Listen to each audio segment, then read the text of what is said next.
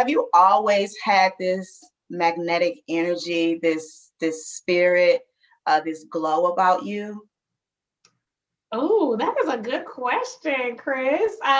So it's so funny. I was just talking to one of my friends about how I feel like I had the Desiree factor. I talk to my friends about that all the time. I'm like, I got the Desiree factor. People can't stay mad at me. People want to do things for me. Yeah. And I feel like I've always had this positive energy or this optimistic spirit. I always like to say that, and then go on to say that don't mean I don't get mad, because I definitely Mhm. had some mad at the world moments, specifically this week. Mhm. But for the most part, I always find my way back to this as my neutral. Mhm. I find that it is something that people like to be in that same space with, and I enjoy giving people that space and helping them feel, like there's a possibility for them to create that space for themselves more often. Yeah. Because life is not like that all the time, but you can Right. create more of these spaces Mhm. more often. Hear more about the Desiree factor. Like how did you kind of come up with that, and what is that about?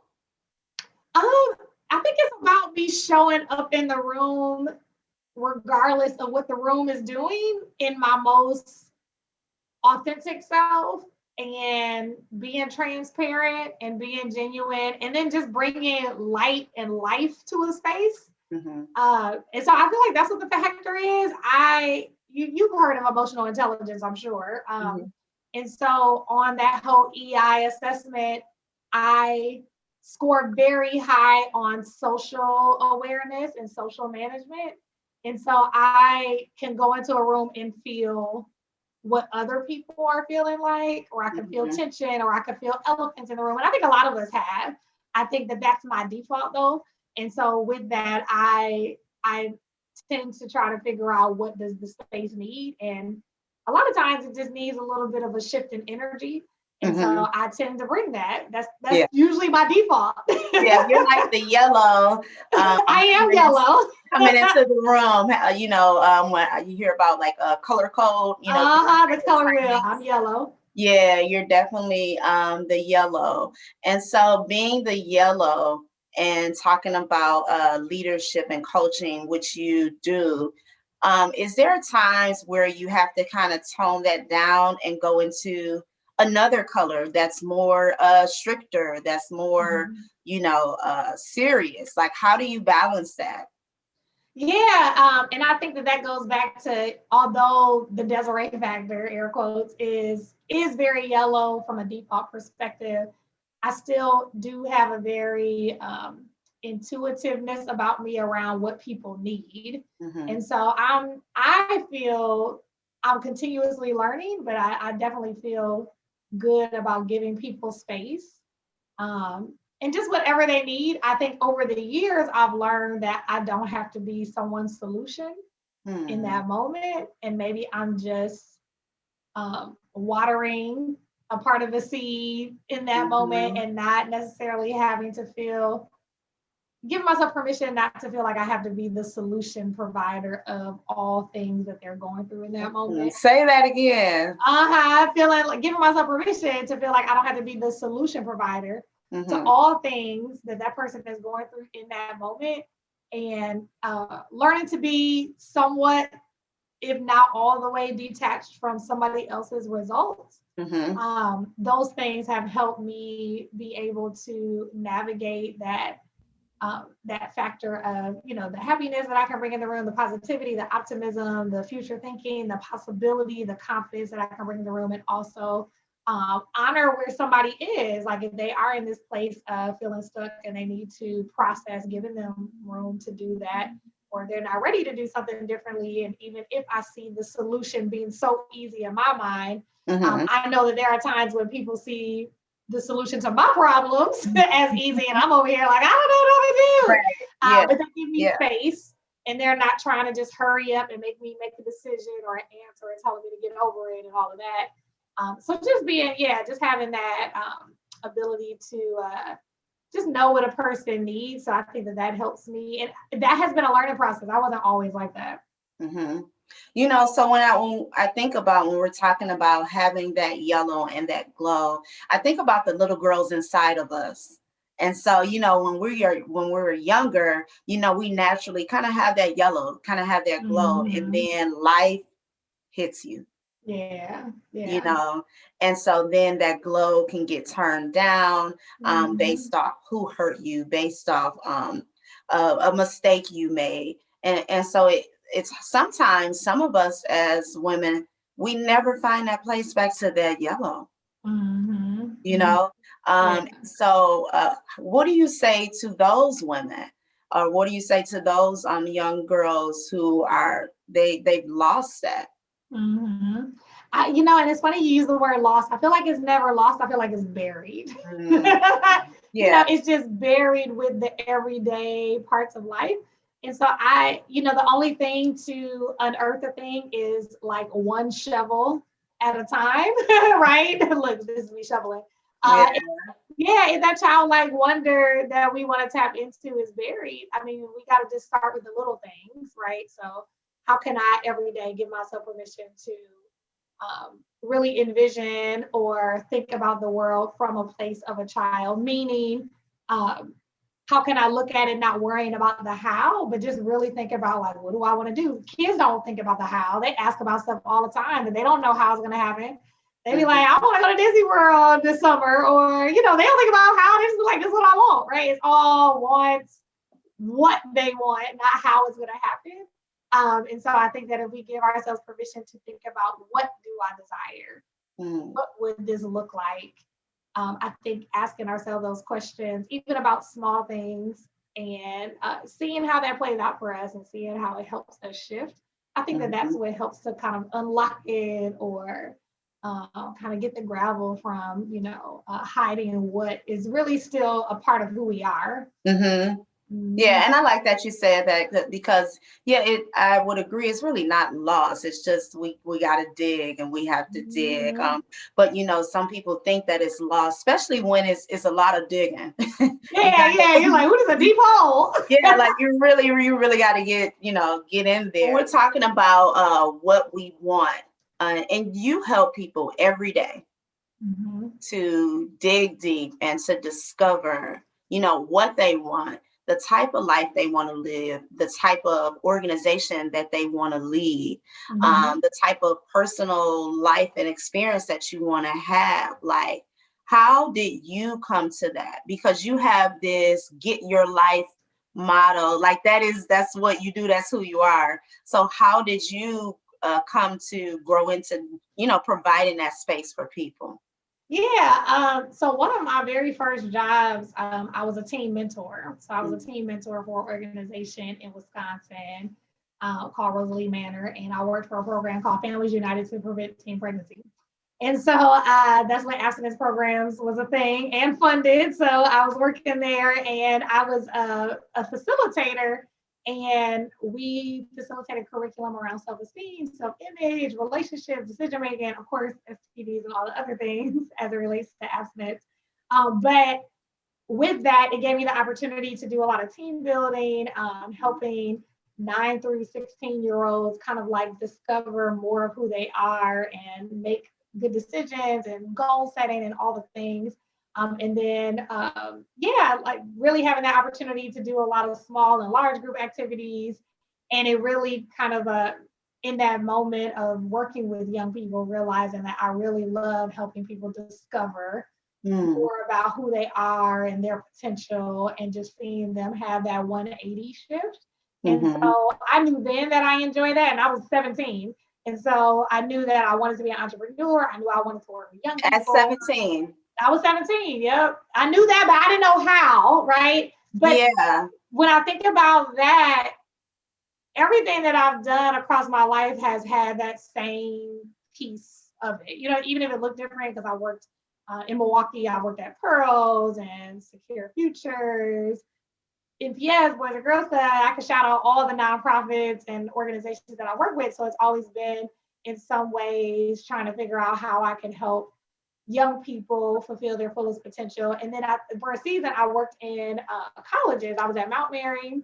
Mhm. I was at Concordia University in Midtown. And I was doing a lot of advising, and specifically when I was at Mount Mary, I did a lot of work, with all girls, women or whatever you. And I think that began to pique this interest of really wanting to focus, in women and girls. And even when I was at Pearls, it was a women and girls kind of track, right? And then even with Signature Dance Company is a women and girls. So it was just this trend of women and girls, but it was always in different organizations that had a focus that always included potential and goal setting and being your best self and confidence. Like all of these same themes were always present. And so that always was a motivating factor for me to be a part of organizations like that.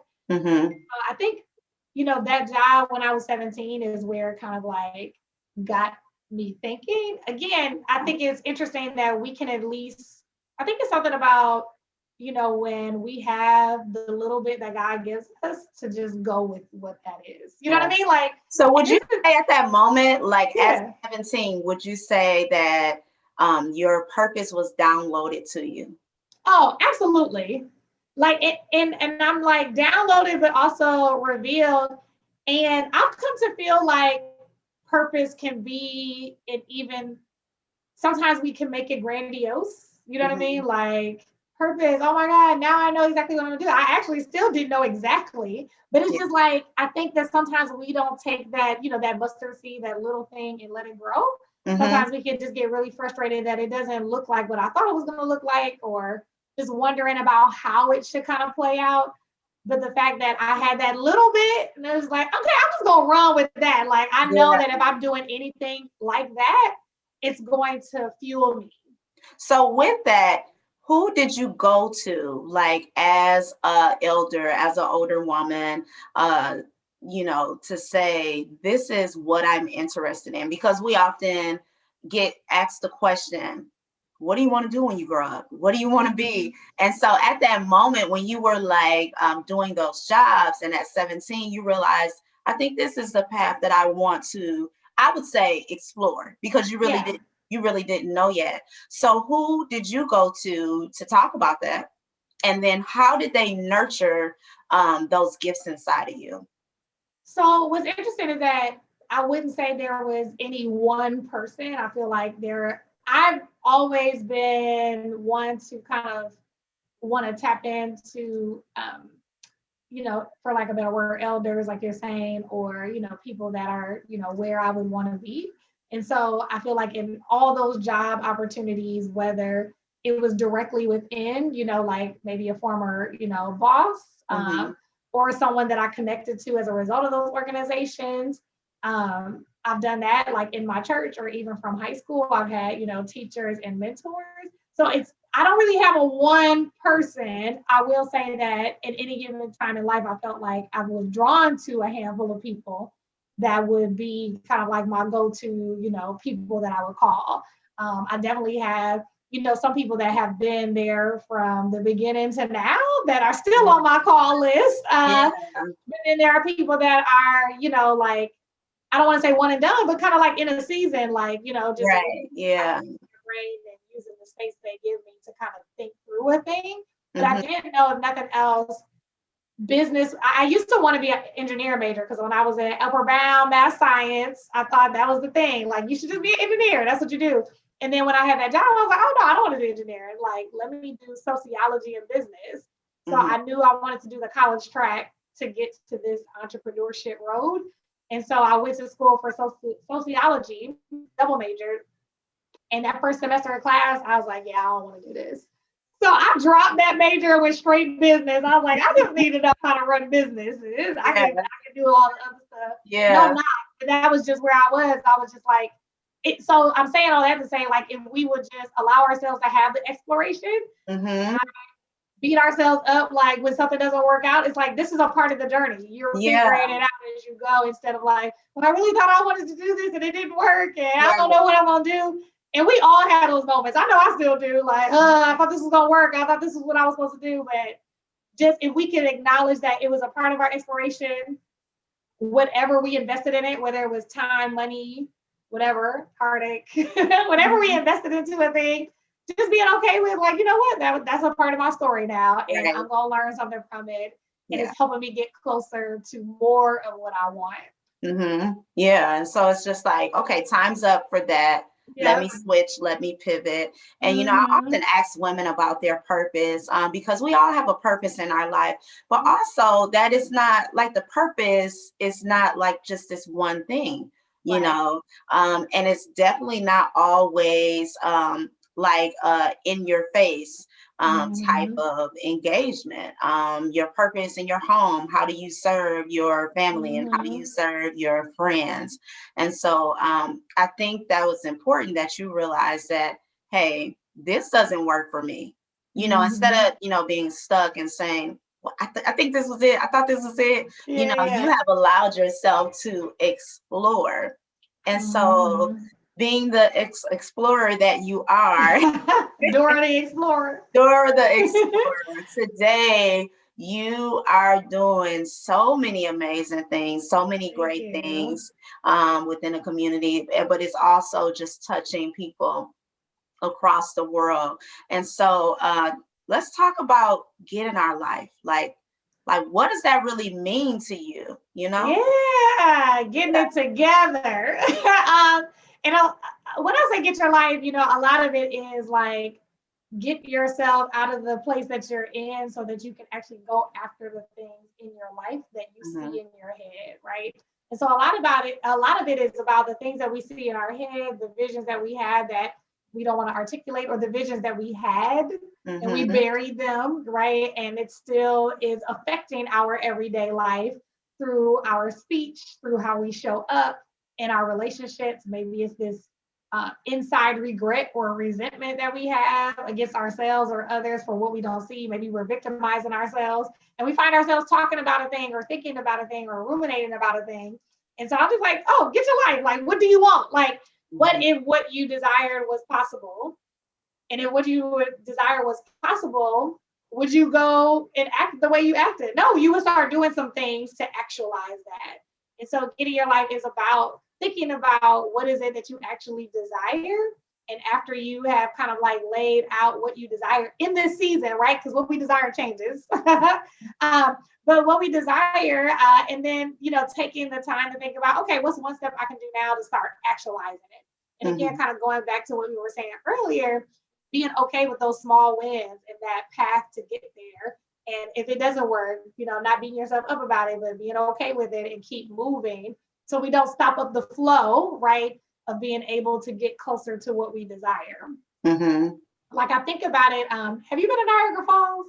I have not. I would love to go. So I was in Niagara Falls last fall. I think, yeah, last fall I had to go out that way for work. And Hmm. I was recording the falls. So there's a lot of debris in the falls prior to it actually getting to where the fall actually happened. I was mesmerized at the falls because water always finds a way. Hmm. Like water always finds a way. So as the water was flowing, sometimes there were rocks or like a tree had fallen over. The water managed to either go over it or under it and through it to get to the falls. Mm. Get to the falls. Come on and teach. Come To on and get to teach. the falls, Yeah. right? And so when I think about how we act, we be like, oh my God, it's a tree in the way. But even if the tree, you think about dams breaking, but even if there was something blocking it, eventually water figures it out. Like it's either going to saturate it so much that it comes through, Hmm. or it's going to have so much force that it actually busts through. But I was mesmerized because I'm just like, wow, like how could we apply that to us, right? That Hmm. if there was a destination, how could we just flow through it, flow under it? If we need more force, bust through it. If we Yeah. need just more effort, let's saturate it until it comes through. Yeah. Just that kind of like perseverance, that grit, and just and water still seems real chill when it's all Hmm. happening. Like Yeah. in some instances, right? It didn't always seem rushing, but it was working. You know what I mean? Like in some Hmm. areas, it was real chill, but it is still moving. It's And in still other moving. areas, yeah, Yeah. and That's it's still the going thing. where it It's needs to still go. moving, not staying stagnant. And sometimes we can get stuck because we're like, this is not working. But you Yeah, gotta still keep moving. Yeah, for sure. And then it's like, the areas that seem like they're not moving, but water is still working. Like Mm-hmm. it still has somewhere to go. So it was really good. So I think about even get your life in that space. Like, how can we make ourselves just get to a place of, being okay with, like if we can stay in flow versus just stopping Mm-hmm. it all together, we could just be more like water. And water keeps moving in the direction that it's being led to.